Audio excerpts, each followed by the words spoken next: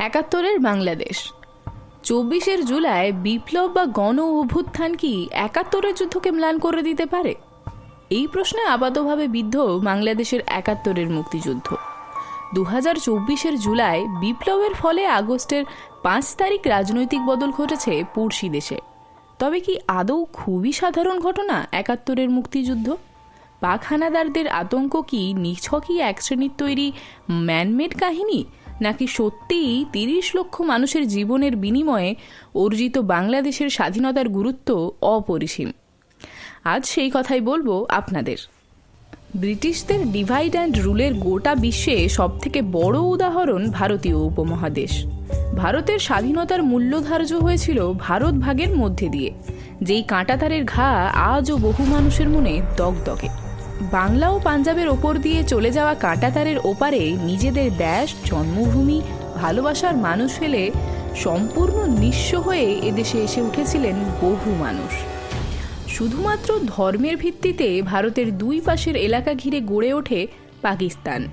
তবে একজন ব্যক্তির জীবনের সর্বোচ্চ পরিচয় কি শুধুই ধর্ম?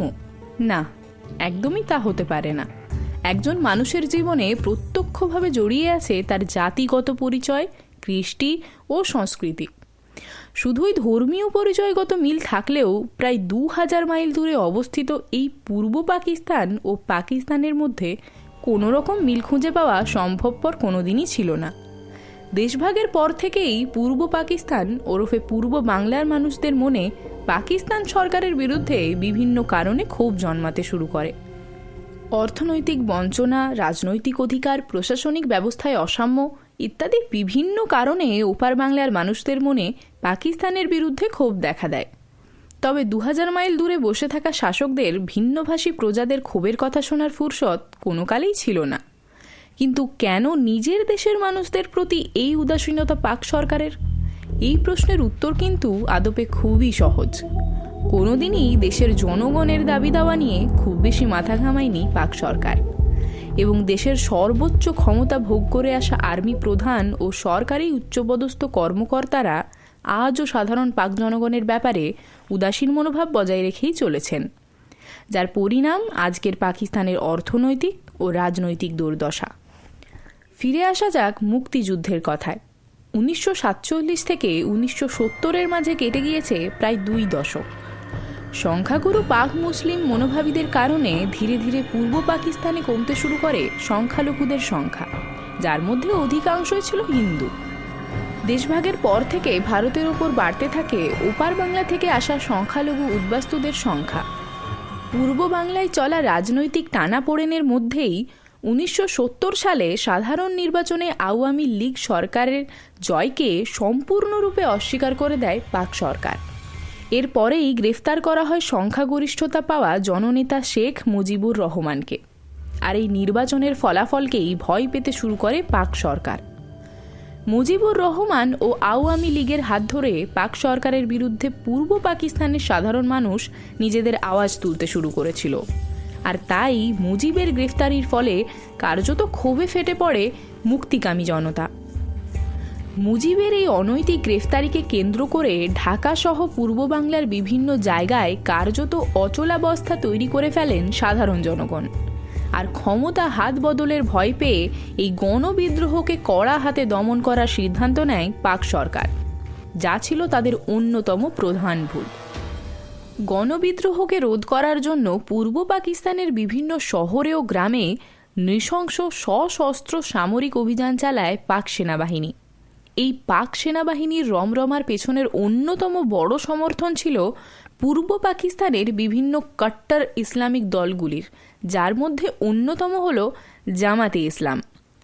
পাক হানাদারদের এই জঘন্য কর্মকাণ্ডে সাহায্য করার জন্য রাজাকার আলবদর নামের আধা সামরিক বাহিনী গড়ে তুলতে শুরু করে পূর্ব পাকিস্তানের ইসলামিক দলগুলি। এমনকি পূর্ব পাকিস্তানের উর্দুভাষী বিহারিরাও পাক সেনাবাহিনীকে সম্পূর্ণরূপে সমর্থন করে।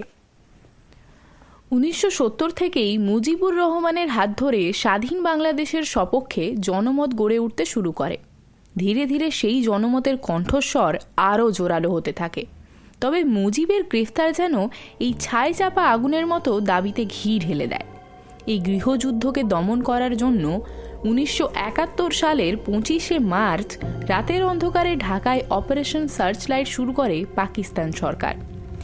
এই অপারেশনের মূল উদ্দেশ্য ছিল 26 মার্চ সকালের মধ্যে পূর্ব পাকিস্তানের প্রধান শহরগুলির দখল নেওয়া আর তার ঠিক এক মাসের মধ্যে সমস্ত রাজনৈতিক বিরোধী পক্ষ ও সামরিক প্রতিপক্ষদের সম্পূর্ণরূপে নিশ্চিহ্ন করে দেওয়া। বাংলাদেশের স্বাধীনতা মুক্তিযুদ্ধে যোগ দেওয়া ছাত্র জনতা ও শিক্ষকদের পাশাপাশি সাধারণ মানুষদের ওপর অকথ্য অত্যাচার চালাতে শুরু করে পাক হানাদারেরা। মে মাসের প্রথম দিকে পূর্ব পাকিস্তানের অধিকাংশ প্রধান শহর দখলের মাধ্যমে অপারেশন সার্চলাইটের প্রথম অংশের সমাপ্তি ঘটে।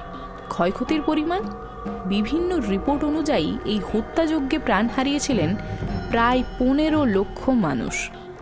পাকিস্তান সরকার ও সেনাবাহিনীর এই হত্যাকাণ্ডকে আজও পরিকল্পিত গণহত্যা বলেই অভিহিত করা হয়। 25 মার্চের ওই ভয়ঙ্কর রাতের হত্যাযজ্ঞের মূল কেন্দ্রবিন্দু ছিল ঢাকা বিশ্ববিদ্যালয়। ঢাকা বিশ্ববিদ্যালয়ের আবাসিক হলগুলিতে আচমকা সশস্ত্র আক্রমণ শুরু করে পাক সেনা। বিশ্ববিদ্যালয়ের একমাত্র হিন্দু হল জগন্নাথ হলের প্রায় 600 থেকে 700 শিক্ষার্থীকে খুন করে পাক হানাদারেরা। এই নৃশংস হত্যাযজ্ঞে পাক সেনাদারদের যোগ্য সঙ্গত দেয় রাজাকাররা। কয়েক লাখ বুদ্ধিজীবী ও স্বাধীনতা মুক্তিকামীদের তুলে নিয়ে গিয়ে বদ্ধ ভূমিতে পাক হানাদারদের সাহায্যে খুন করে রাজাকাররা। মে মাসেই এই হত্যাকাণ্ড থেমে যায়নি।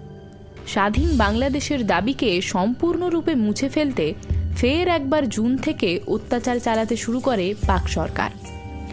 তবে এরই মধ্যে মুজিবুর রহমান ও স্বাধীনতা মুক্তিকামী বাংলাদেশের সপক্ষে দাঁড়ানোর সিদ্ধান্ত নেয় ভারত। পাকিস্তানের সাথে শত্রুতার সম্পর্ক এই সিদ্ধান্তকে আরও বেশি সক্রিয় করে তোলে। তবে সরাসরি এই যুদ্ধে না জড়িয়ে মুক্তিযোদ্ধাদের সামরিক প্রশিক্ষণ দিতে শুরু করে ভারতীয় সেনাবাহিনী। ধীরে ধীরে নিজেদের জমি পাক সেনাদের হাত থেকে লড়াই করে নিজেদের জায়গা ফিরিয়ে নিতে থাকে বাংলার জনগণ। শেষ পর্যন্ত ডিসেম্বরে পাক সরকারের জঘন্য হত্যাকাণ্ড আরও চরমে ওঠায় ইন্দিরা গান্ধীর অনুরোধে জেনারেল শ্যাম মানিক বাংলাদেশের হয়ে সরাসরি ভারতীয় সেনাবাহিনীকে যুদ্ধে নামার আদেশ দেন। ততদিনে বাংলাদেশের প্রশিক্ষিত মুক্তিযোদ্ধারাও পাক অধিকৃত 370টি সীমান্ত ঘাঁটির মধ্যে 90টি দখল করে নেয়। এছাড়াও পাশ্চাত্য দেশগুলির সংবাদ মাধ্যমেও পাকিস্তানের সমালোচনা শুরু হয়ে যায়। তবে ভারতের এই ধরনের হস্তক্ষেপ মোটেই ভালো চোখে দেখেনি পাকিস্তান।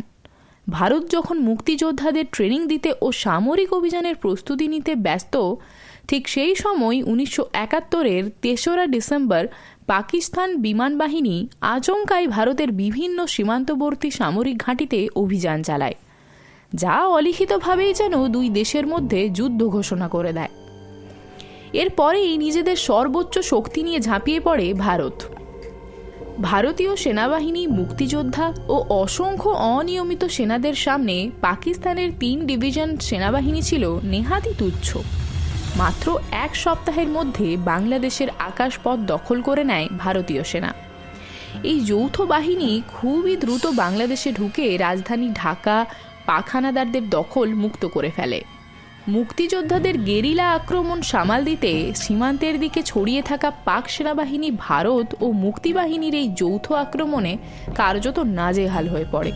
এরপরেই আসে সেই দিন 1971-এর 16ই ডিসেম্বর তৎকালীন পূর্ব পাকিস্তানের প্রধান সামরিক আইন প্রশাসক ও পাকিস্তান সেনাবাহিনীর কমান্ডার লেফটেন্যান্ট জেনারেল আমির আবদুল্লাহ খান নিয়াজি পাকিস্তানের হয়ে ঢাকায় আত্মসমর্পণ করেন। সেই আত্মসমর্পণের দলিলে ভারত ও বাংলাদেশের পক্ষ থেকে স্বাক্ষর করেন ভারতীয় ক্যাপ্টেন জগজিৎ সিং অরোরা। শেষ পর্যন্ত 16ই ডিসেম্বর স্বতন্ত্র দেশ হিসেবে আত্মপ্রকাশ করে বাংলাদেশ। বিভিন্ন গবেষণা বলছে এই রক্তক্ষয়ী যুদ্ধে প্রাণ হারিয়েছিলেন প্রায় 30 লক্ষ মানুষ। সংখ্যালঘু বিভিন্ন সম্প্রদায়, মূলত হিন্দুদের ওপর নেমে এসেছিল চূড়ান্ত নির্যাতন। শুধুমাত্র হিন্দু হওয়ার দায়ে ভিটে মাটি ছেড়ে পরিবার সমেত দেশ ছেড়ে ভারতে পালিয়ে আসতে বাধ্য হয়েছিলেন বহু হিন্দু পরিবার। ভারতে হিন্দু উদ্বাস্তুদের জনস্রোত এক বিশাল আকার ধারণ করেছিল। এই যুদ্ধের অন্যতম মুখ হয়ে উঠেছিলেন বাংলাদেশের বীরাঙ্গনারা। মুক্তিযোদ্ধাদের আশ্রয় দেওয়া থেকে নিজের স্বভূমির জন্য সশস্ত্র বাহিনী গড়ে তোলা সবকিছুই করেছেন তারা। এই ৭১-এর মুক্তিযুদ্ধে প্রায় ৪ লাখ মহিলা পাক হানাদার ও রাজাকারদের হাতে গণধর্ষণের শিকার হয়েছিলেন, যার ভয়াবহতা আজও তাড়া করে বেড়ায় এই ভয়ানক অভিজ্ঞতার সম্বল করে বেঁচে থেকে যাওয়া নারীদের। ধর্ষিতাদের অধিকাংশই ছিলেন ঢাকা বিশ্ববিদ্যালয়ের শিক্ষার্থী ও মুক্তিযোদ্ধায় অংশগ্রহণকারী এবং সাধারণ মহিলা। যুদ্ধে দখল করা মহিলাদের পাক সেনাবাহিনীরা গনিমতের মাল অর্থাৎ যুদ্ধ জয়ের সম্পদ সম্বোধন করত। ৭১-এর মুক্তিযুদ্ধ শুধুই সিনেমা বা উপন্যাসের পাতায় সীমাবদ্ধ কোনো অধ্যায় নয়, এই যুদ্ধ এক গণহত্যার জীবন্ত দলিল।